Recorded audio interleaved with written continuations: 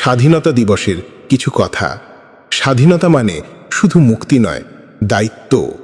শ্রদ্ধা সেই সব বীরদের যাদের রক্তে রঞ্জিত আজকের স্বাধীনতা। স্বাধীন দেশের নাগরিক হিসেবে আমাদের কর্তব্য দেশকে সম্মান ও ভালোবাসা। স্বপ্ন শুধু দেখলেই হয় না, তা বাস্তব করতেও হয়। স্বাধীনতা তারই ফল। তিরঙ্গা শুধু পতাকা নয়, এটি গর্ব, আত্মত্যাগ আর একতার প্রতীক। আজকের দিনটা শুধুই ছুটির দিন নয়, এটি স্মরণ করার দিন তাদের যারা নিজের জীবনের বিনিময়ে আমাদের ভবিষ্যৎ গড়ে দিয়েছিলেন।